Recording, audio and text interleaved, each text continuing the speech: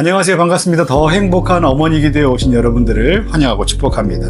한 주간 기도와 사랑으로 자녀들을 양육하시느라 정말 수고 많으셨습니다. 우리 서로 수고하신 분들을 향해서 서로에게 박수로 한번 격려해 주시면 좋겠습니다. 지난주 강의에서 나눴던 것처럼 하나님께서는 부모로 살아가는 저와 여러분들의 모든 아픔과 연약함에 대해서 다 알고 계십니다. 이 사실을 잊지 마시고 끝까지 믿음으로 기도하며 나가시는 저와 여러분들 되시기를 예수님의 이름으로 간절히 축원합니다. 이어서 오늘 우리가 함께 나눌 부분은요, 조엘 비키 목사님의 책 하나님의 약속을 따르는 자녀 양육 중에서 제2장에 해당되는 내용입니다. 여러분들 책을 함께 병행해서 읽으시는 분들은 참조하시기를 부탁드리겠습니다. 우리가 현재 나누고 있는 모든 내용의 대전제는 이것입니다. 우리 자녀들이 하나님의 언약 안에 있다라는 거예요. 오늘은 이 언약 안에서 자녀들을 부모로서 어떻게 양육해야 하는가에 대한 기준에 대해서 살펴보면서 하나님의 은혜를 나누려고 합니다. 첫 번째 키워드는 이것입니다. 자녀 양육의 기준입니다. 하나님께서는 창세기 17장 말씀에서 아브라함에게 이렇게 말씀하십니다. 너는 내 언약을 지키고 내 후손도 대대로 지키라. 아멘. 이렇게 말씀하십니다. 하나님의 이 말씀, 이 언약은요, 오늘날 우리 자녀들에게 그대로 동일하게 적용이 됩니다. 하나님께서는요, 우리들의 자녀를 언약 공동체 안에 두셨어요. 그리고 그들이 언약의 기준 속에서 성장할 수 있도록 저와 여러분들, 그러니까 공동체 안에 있는 부모님들에게 우리 사랑하는 자녀들을 양육할 수 있는 책임을 부여해 주셨습니다. 그런데 부모로서 자녀들을 양육할 때 어떠십니까? 매우 쉽습니까? 아니면 매우 어렵습니까? 각자의 상황과 배경과 이해에 따라서 매우 다른 양육 방법들을 사용하게 됩니다. 누구에게는 이런 방식, 누구에게는 저런 방식을 사용하게 되고 각자 부모에 따라 스타일이 다 다릅니다. 그리고 그것들을 적용하느라 매우 힘들어하고 어려워하는 것이 저와 여러분들의 현실입니다. 하지만 기억하셔야 할 것이 하나 있습니다. 그게 무엇인지 아십니까? 바로 나는 그리스도인 부모이다 라는 사실입니다. 나는 누구라고요? 그리스도인 부모다. 그러니까 이 말은요, 나는 그리스도인과 동시에 그리스도인 자녀를 키우고 양육하는 부모다 라는 말이 됩니다. 그렇기 때문에 우리 자녀 양육의 기준은 무엇이어야만 할까요? 바로 하나님의 말씀인 성경이 우리 자녀 양육에 대한 기준이어야만 합니다. 웨스트민스터 대요리 문답 제3문답을 근거로 만든 세례 문답에 보면 이렇게 질문하고 답을 합니다. 우리의 신앙과 생활의 유일한 법칙은 무엇입니까? 라고 묻는 질문에 답은 이렇습니다. 신구약 성경, 즉 정확하고 오류가 없는 하나님의 말씀입니다. 라고 고백합니다. 그러니까 이 문답을 한 문장으로 만들면 이렇습니다. 우리의 신앙과 생활의 유일한 법칙은 무엇이다? 하나님의 말씀인 성경이다 라고 답할 수 있다는 거예요. 여러분, 우리의 신앙과 생활의 유일한 법칙이 뭐라고요? 바로 하나님의 말씀인 성경입니다. 그렇다면 우리 자녀 양육에 대한 방식도 성경이 기준이 되어야만 합니다. 우리는 이 사실을 꼭 기억하시고 앞으로의 강의들을 들으셔야만 합니다. 우리의 신앙과 생활의 기준이 되는 하나님의 말씀인 성경을 기준으로 우리 자녀들을 양육할 수 있는 저와 여러분들 되시기를 예수님의 이름으로 간절히 축원합니다. 두 번째 키워드 살펴보겠습니다. 두 번째 키워드는 죄인을 기르는 죄인입니다.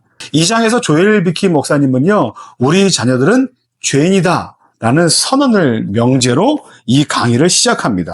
자녀들은요, 본성적으로 타락한 존재입니다. 그리고 죄로 오염되지 않은 구석이 단 한 군데도 없습니다. 한번 기억을 더듬어 보면 좋겠습니다. 우리 자녀들 보십시오. 어린 시절부터 누가 죄를 가르쳐 주지 않았는데도 아이들은 거짓말을 곧잘 합니다. 그리고 매우 이기적입니다. 때로는 교만하게 행동합니다. 근데 여러분, 그 죄는 어디로부터 왔을까에 대해서 우리는 좀 생각해 봐야만 해요. 원죄를 지은 아담 이후로 모든 인간은 타락한 본성을 부모로부터 자녀는 그 다음 자녀에게 계속해서 이어주고 전가시킵니다. 그리고 부모인 우리도 우리 자녀에게 그 죄성을 어떻게 했습니까? 물려주었습니다. 그래서 우리 부모는요, 이것을 기억해야만 해요. 우리 사랑하는 자녀들이 죄인이라는 것은 나조차도 역시 죄인이다라는 것을 기억해야 한다는 겁니다. 그래서 우리 부모를 이렇게 부를 수 있습니다. 죄인을 기르는 죄인이다라고 말입니다. 이러한 사실을 인정하는 것이 우리 부모님들에게, 저에게 필요합니다. 그래서 이러한 죄성에 대해서 깨달을 때 자녀들의 잘못된 행동을 보면서 나는 안 그랬는데 이 아이는 왜 그럴까라는 생각을 하면서 과도하게 분을 내거나 강압적으로 교정하려는 태도를 버려야만 한다는 겁니다. 그리고 다음 세 번째 키워드는 무엇인가? 죄는 반드시 다뤄져야 한다라는 거예요. 여러분, 방금 말씀드린 것처럼 우리 부모가 아무리 죄인을 기르는 동일한 죄인이라 해도 자녀들의 잘못된 행동이나 언어, 그리고 성향이나 습관, 그것들을 기반에 바탕으로 이루고 있는 그 죄의 문제들을 그냥 방치해서는 안 된다는 것을 우리는 기억해야만 합니다. 그런데 문제는 죄를 다루는 방식이 매우 어렵다는 겁니다. 왜 그렇습니까? 죄를 다뤄야 하기 때문에 매우 단호하고 따끔한 훈계가 있어야 된다고 생각하지만 동시에 그렇다고 해서 자녀에게 대한 사랑의 마음까지 버려서는 안 되기 때문에 이것이 매우 어려운 겁니다. 그렇지 않습니까? 죄의 문제를 다루기 위해서는 매우 엄격한 기준이 날마다 적용되어야 합니다. 그런데 죄와 사랑하는 마음은 늘 대립된 것처럼 보이기 때문에 그렇습니다. 이 두 개를 한꺼번에 가지고 무엇인가를 해내야 한다는 것은 우리 부모님들에게 있는 매우 큰 고민이고 어려움인 줄 압니다. 그런데 이처럼 자녀 양육에 대한 어려움 속에서 우리는 때로는 자녀 양육의 어려움에 대한 솔루션을 구하기 위해서 많은 교수님, 또 많은 목회자분들의 강의나 여러 가지 솔루션 프로그램들을 보게 돼요.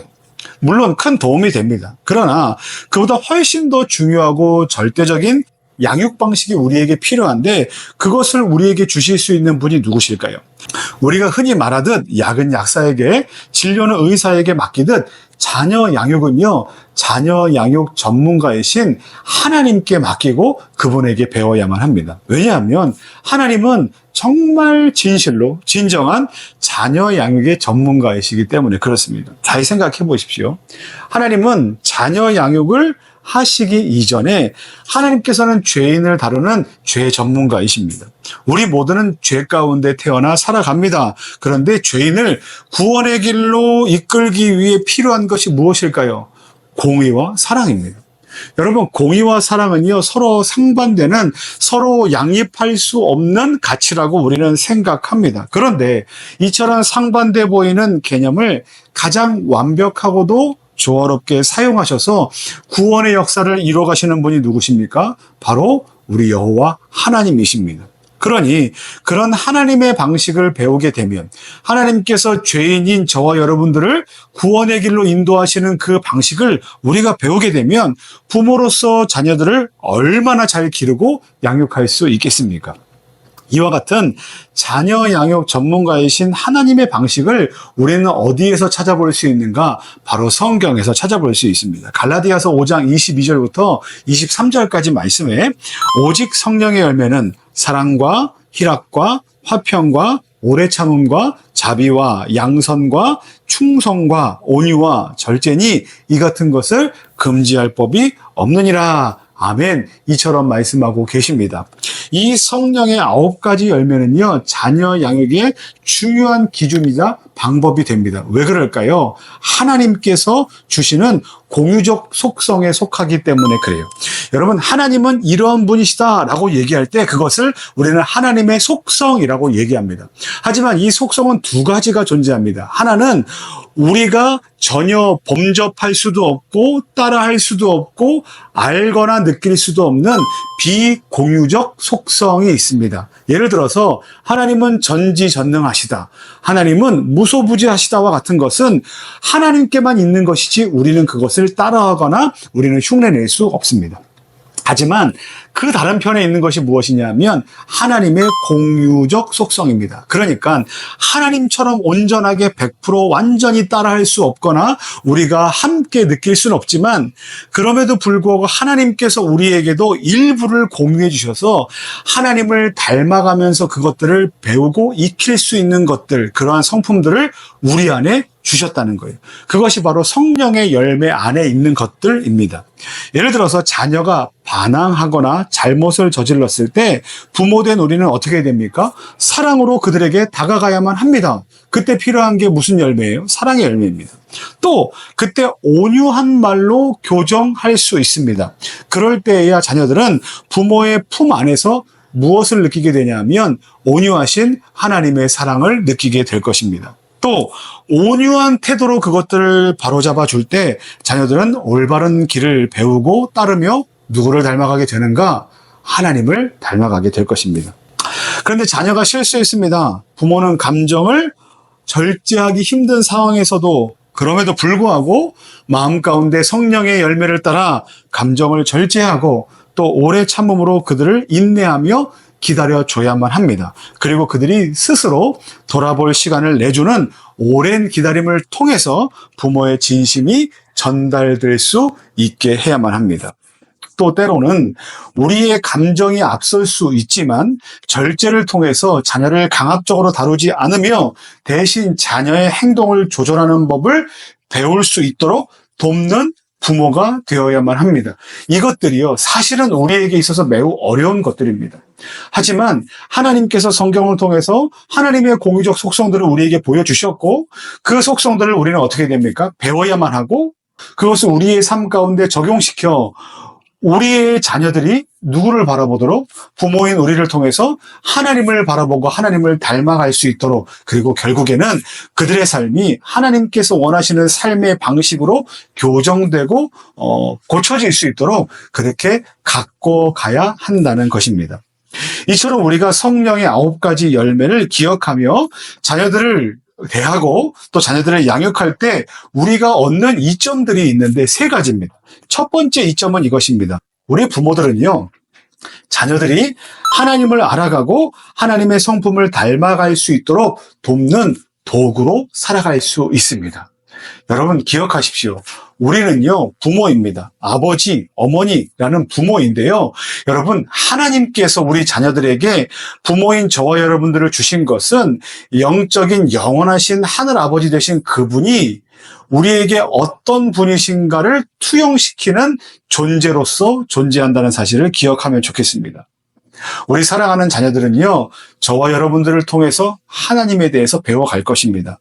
그러니까 여러분들 하나님의 성품이 저와 여러분을 통해서 흘러갈 수 있도록 연습하는 것이 매우 중요하다는 거예요. 또 두 번째는요, 부모로서 성령의 열매를 자녀 양육의 기준으로 삼을 때 그때 달라지는 기준이 아니라 한결같고 일관된 기준으로 자녀들을 대할 수 있게 됩니다. 여러분, 부모들은요, 부모들이 살아온 환경과 또 여건과 또 많은 방식들에 따라서 자녀들을 대할 때 그때 다른 방식들을 사용합니다. 물론 임기응변도 필요합니다. 하지만 그것이 일관적이지 않을 때 큰 문제가 발생하게 된다는 것을 우리는 기억해야만 합니다. 그때 우리에게 일관적인 교육을 할 수 있도록 도움을 줄 수 있는 것이 무엇입니까? 성령의 9가지 열매가 될 수 있다는 겁니다. 세 번째, 부모 스스로도 성령의 열매를 실천하면서 자녀와의 관계에서 하나님의 인도하심을 경험하게 될 수 있다는 겁니다. 여러분, 성령의 9가지 열매를 가지고 우리가 자녀를 교육하는 것은요, 자녀에게만 좋은 일이 아니라 저와 여러분들 부모에게도 있어서 좋은 일이 된다는 겁니다. 왜 그렇습니까? 하나님의 성품을 배울 수 있습니다. 그리고 우리의 부족한 부분들을 다시 교정받고 회복할 수 있는 근거가 되고요. 그것을 통해서 우리 또한 하늘 아버지 하나님의 마음을 배울 수 있게 되기 때문입니다. 사랑하는 우리 부모님 여러분, 이제 정리하면서 좀 마무리해 보려고 합니다. 우리는 이런 것들을 배웠어요. 부모인 우리는요, 죄인을 기르는 죄인임을 인정해야만 합니다.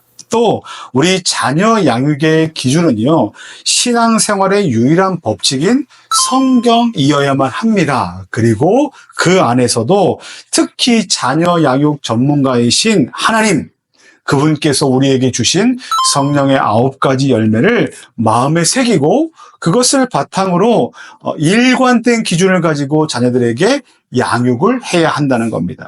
그럴 때야 비로소 우리는 하나님의 언약 안에 있는 자녀들을 올바르게 가르치고 성장시킬 수 있는 통로의 역할을 감당할 수 있게 됩니다. 바라기는 오늘도 성경에서 자녀 양육에 대한 길을 찾으시고 특별히 갈라디아서 5장에 나오는 성령의 9가지 열매를 마음에 품고 자녀들을 양육하고 기도하며 우리 사랑하는 자녀들에게 하나님 아버지께서 주시는 놀라우신 그 은혜가 어떤 것인지를 잘 가르쳐 주시고 하나님을 닮아가도록 할 수 있는 그런 좋은 양육의 기회를 삼게 되는 저와 여러분들 되시기를 예수님의 이름으로 간절히 축원합니다.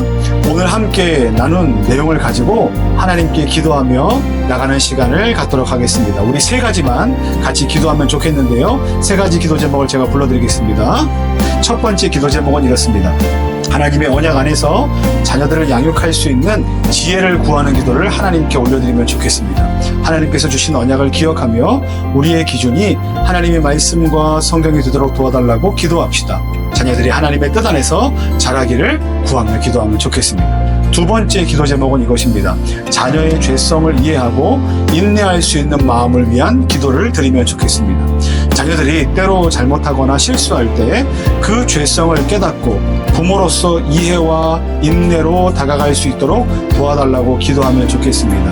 또 자녀들의 부족함을 용납하고 사랑으로 품을 수 있는 부모가 되기를 위해서 함께 기도합니다. 그리고 3번째 기도 제목은 성령의 열매를 실천하며 자녀를 양육할 수 있는 은혜를 위해서 기도하면 좋겠습니다. 성령의 열매인 그 중에서 사랑과 인내와 절제와 온유가 자녀 양육 속에 스며들도록 기도해야만 합니다. 또 자녀가 부모의 삶 속에서 하나님의 성품을 보고 배울 수 있도록 부모 스스로 성령의 열매를 실천하는 힘을 구하며 기도하면 좋겠습니다.